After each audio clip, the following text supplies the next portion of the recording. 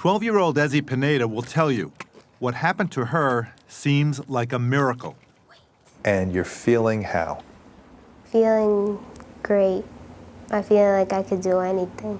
Back when she was just 9, feeling weak and dizzy, she was taken to a hospital on Long Island, where doctors gave her a diagnosis she barely understood: leukemia. So I'm like, am I gonna die? Am I gonna live? Am I gonna be able to do the stuff I did before? 98% of children with this form of cancer respond well to chemotherapy, so her doctors started there. But after 4 brutal rounds, Ezzy's cancer was getting worse. It was very scary. And a natural reaction is to think, why me? Yeah, I was like, what did I do bad so that God could give me this punishment? Desperate and out of options, Ezzy had one last chance. She was enrolled in a clinical trial at Memorial Sloan Kettering Cancer Center in Manhattan for an experimental treatment called CAR-T. How's everything? Good. How are you feeling today? Good.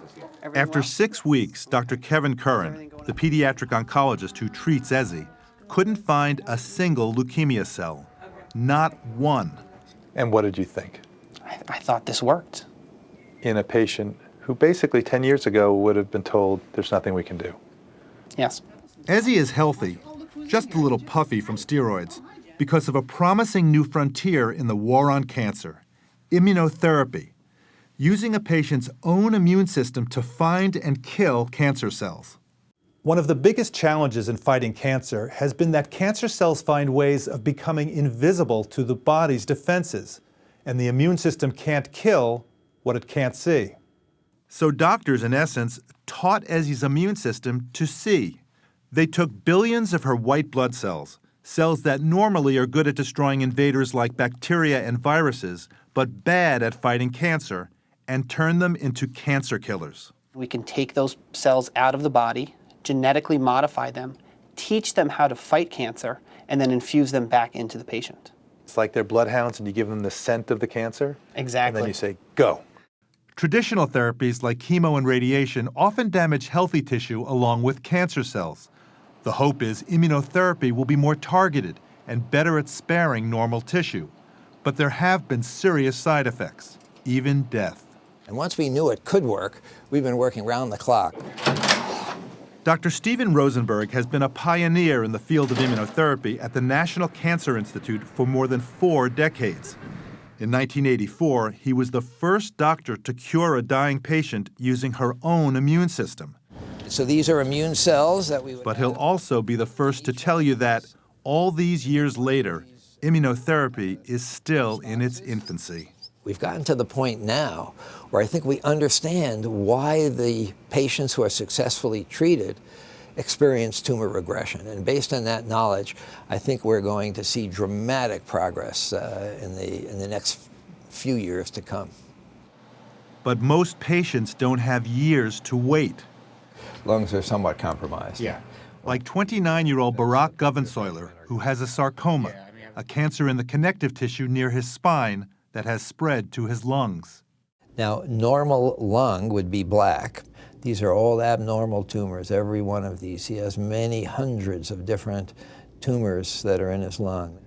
Barack has already been through 2 rounds of chemotherapy and multiple surgeries. He came to us, as do all of our patients, having exhausted what modern medicine can offer. And our goal is not to practice today's medicine, but to create the medicine of tomorrow. And that, Rosenberg believes, would be immunotherapy. Just as was done with Ezzy, Barack's white blood cells were taught in the lab to recognize his specific cancer type. A month later, Barack gets back his juiced-up cells, 90 billion of them put into battle. You can just imagine those cells chewing up the tumor when they go in there. Definitely feeling very hopeful. I mean, you draw the lottery, and to actually be part of this trial is just an incredible opportunity in itself. Now he's waiting to see if those cells did their job. The highly personalized treatment that patients like Barack and Ezzy received is still only available in clinical trials. But there's another type of immunotherapy that's available now in hospitals across the country. FDA-approved drugs called checkpoint inhibitors are being used to fight certain types of cancers of the kidney, bladder, lungs, and more, with especially positive results for melanoma. Good. While effective treatment for widespread or metastatic cancer remains elusive, doctors are hopeful they're at least on the right path. Right now, in the spectrum of cancer treatment, what percentage can be addressed by immunotherapy? If you look at all cancer patients, perhaps 10% can be helped by immunotherapy today, but it's getting better every day. Last Tuesday, Barack returned to the National Cancer Institute for a first checkup since receiving his cell transfusion 5 weeks earlier. I just have that comfort in terms of like I've done everything I can.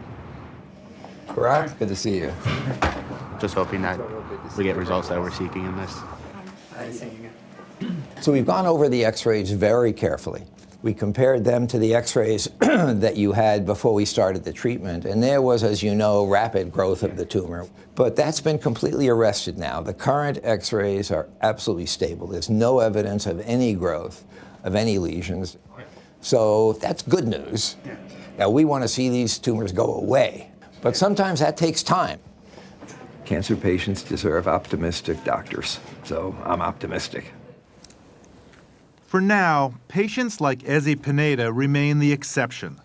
But Doctors Rosenberg and Curran are hopeful and continue to explore the boundaries of this new frontier, one previously incurable patient at a time. So you're lying in bed at night. What's going through your head? That the good thing is that I'm still alive, that I could live a normal life again, that I'll be all better and probably more stronger than I have been before.